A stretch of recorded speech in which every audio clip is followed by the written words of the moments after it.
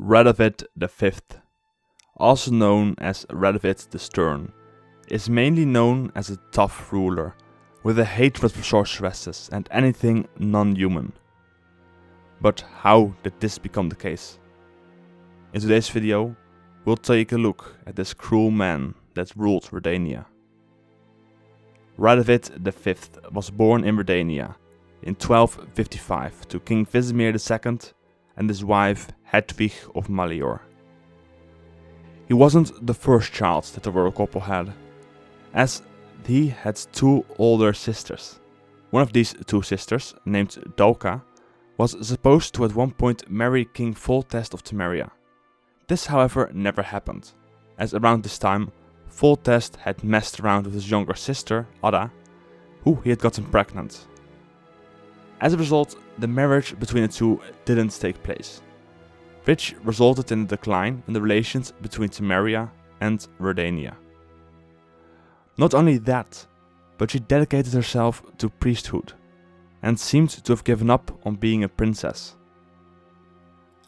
The second sister was called Melena. We don't know much about her, besides the fact that she went to study at Aretuza under the name Milligard, making it possible that she became a sorceress. And this is where Radovid comes into the picture. With both of his sisters out of the picture as possibilities for the succession of the throne, only Radovid remained. Radovid, who was named after the kings before him, that also bore the same name, therefore was the sole heir to the Redanian throne. We don't know much about Radovid during his youth, but at some point, when he was at the age of 9, he was engaged to the then 12-year-old Ciri. This, however, wasn't to last, as his father, Vizimir II, cancelled the engagement without explanation. The two who were engaged never even met in person. Radovid lived in the luxury of being a prince. He was taught by Philippa Eilhart, who served his father, and he was destined to one day become the king. His life, however, was all turned upside down in the year 1267, when he was 12 years old, as out of nowhere, his father was assassinated by an elf.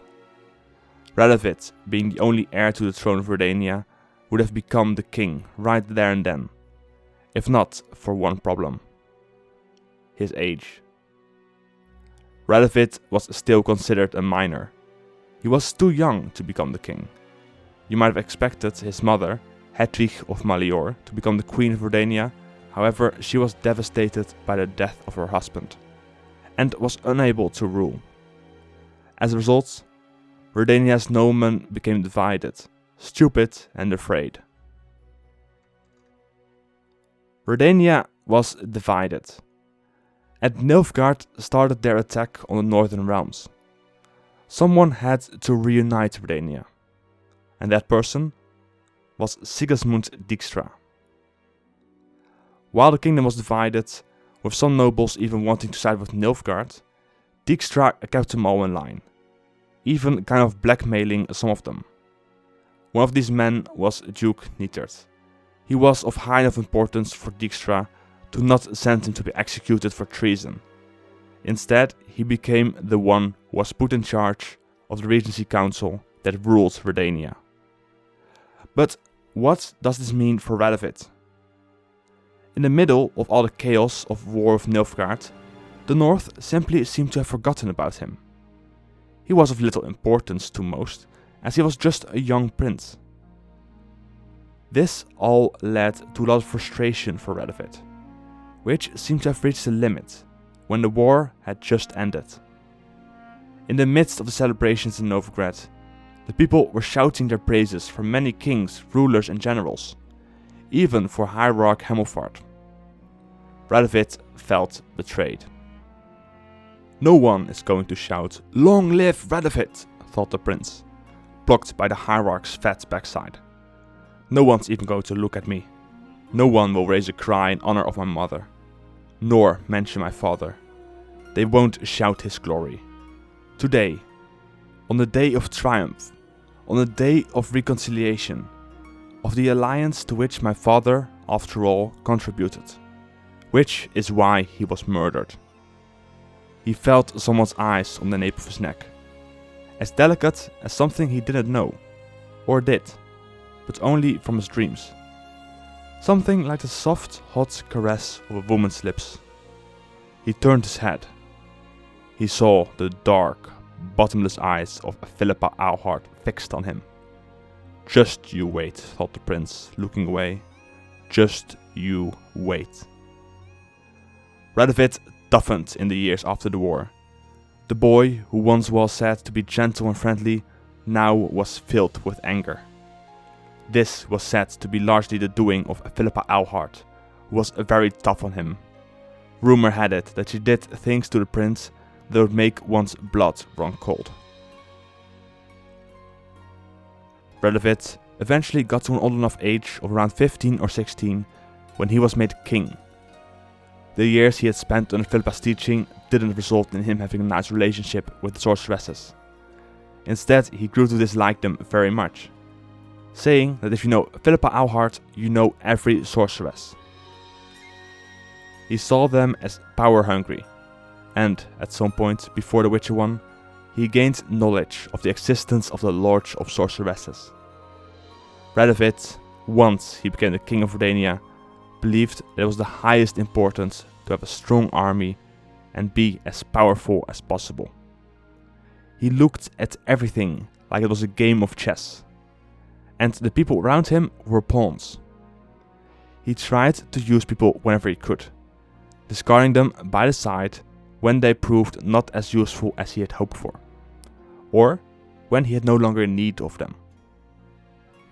In 1270, the newly crowned king of Redania went to Vizima, Temeria's capital. He was alone and in hiding in the city to prevent unwanted attention. He had two goals in Vizima: to see if the Salamandra could be of use to him, and to marry Ada the White, the daughter of Foltest and Ada, also known as the person who was once a Striga. The Salamandra, however, proved to not be to Radovid's liking, and he refused to help them. His marriage to Ada, on the other hand, solely depends on the Witcher, Geralt of Rivia. If Geralt saves Ada from a returning curse, she will marry Radovid. If Geralt kills Ada, they obviously will not marry, but that wasn't the complete end of Radovid's escapade in Temeria, as when he learned what the Order of the Flaming Rose had done, and the organization reformed after the demise of Jacques de Aldesburg, Radovid invited them into Redania, giving them a land and a castle named Barinmurg. In July 1271, Radovid attended a meeting in Lochmuin, following the death of King Foltest of Temeria. He had learned of the identity of the person who had sent the assassin to kill his father, Philippa Eilhart. He had Philippa imprisoned and had her eyes gouged out. Due to the information Radovid received about the mages plotting against his father, and quite possibly him, he decided to make them pay. And so he started the witch hunts. Unfortunately for Radovid, Philippa, who was now blind, escaped. He wanted to get his hands on her again, and make her pay. And to do so, he had men going after her, trying to find where she was hiding. What Radovid may have missed, however, is that the information, even though true, was given to him by Nilfgaard, and Radovid, burning all the mages, made the north even more vulnerable.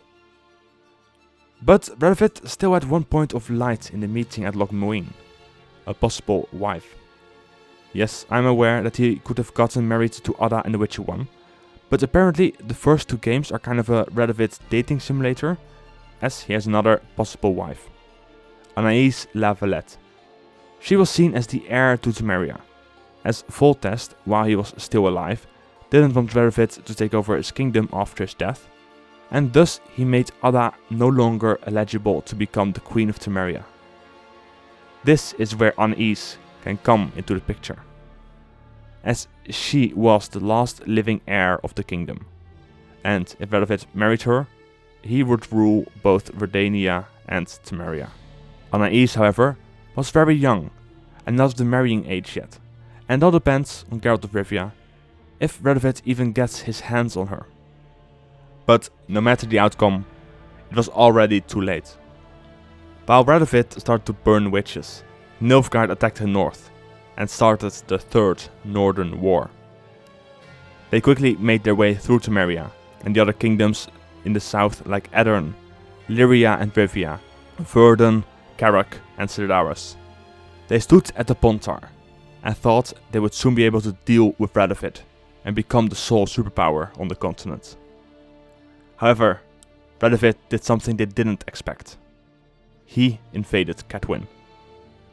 Cadwyn was taken by surprise and quickly fell to Redania. They merged and became a large obstacle for Nilfgaard. As a result, the war seemed to have turned around. Radovid, however, realized if he wanted to win the war, he needed ships and coin. And where else could that be found, aplenty, other than in Novigrad? With armies on both banks of the Pontar, Novigrad started to become a large prize that the two armies both wanted to have. Radovid had his own plans, which were typical Radovid-like behavior, using people and discarding them when he didn't need them anymore. He knew that in Novigrad the syndicate of the Big Four was who was truly in charge, and thus he sought to be able to disband the Big Four, so the city would be easy to take with both the mages and the large crime bosses gone. He contacted one of the Big Four, Cyprian Wiley, known as Whoreson Jr. Cyprian was to take out the other three members of the Big Four. However, he was unsuccessful, which led to Radovid being disappointed with him and no longer having any use for him. So, when Geralt came around, Radovid, who had several run-ins with Geralt over the last number of years, decided to give Geralt the location of Cyprian Wiley, in exchange for his help. He wanted Geralt to find Philippa Eilhart.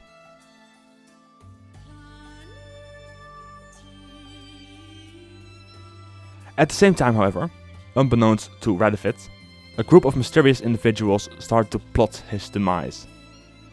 They wanted him out of the picture, as they saw him as having gone mad. The success of their assassination attempt once again depended on Geralt. If Geralt decides to aid the plotters, he can save his non-human friends, and Radovid will meet his end.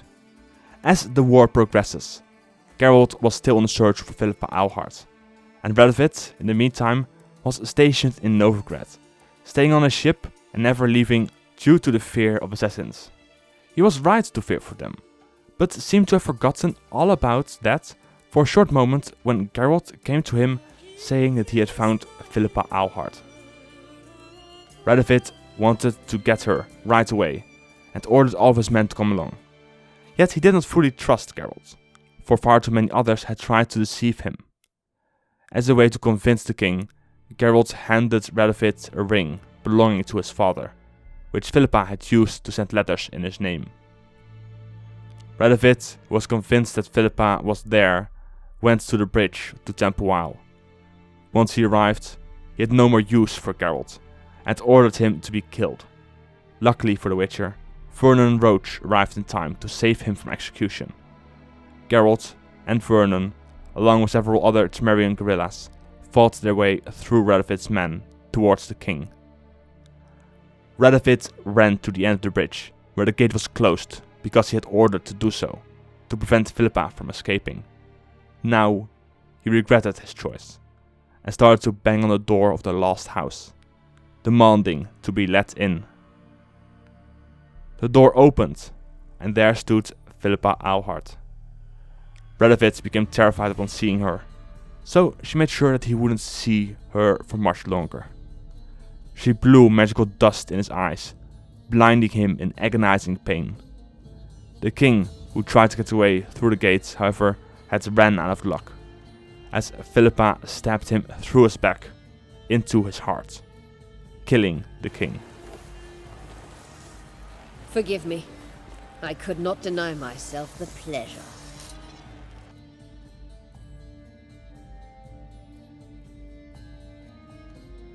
Radovid was on track to win the war. He had the better tactics and managed to take control over Novigrad. As he managed to drive away Nilfgaard from the north, he made his own empire, with him being crowned Protector of the North. Radovid now ruled over the entire north, which meant that he could start his witch hunts on a much larger scale. All across the north, non-humans, herbalists, soothsayers and mages were burned at the stake. It was something he would be remembered for, as he was known as the Stern. He lived until old age, with all of his opposition seemingly not there anymore to end his rule with assassins. When Radovid either died or won the war, he was about 17 years of age. He looks older in the games, which can possibly be attributed to the stress of ruling and of war. He, therefore, was a fairly young king, but no matter his age, Radovid was seen as a tactical mastermind, who could win almost any war. He may, however, have made himself weak by taking out all of the mages due to his feelings for them. If he wasn't so sadistic and harsh, he might have become a great ruler. What do you think of Radovid? Did you let him live, or did you have him assassinated? Till the next video. Bye.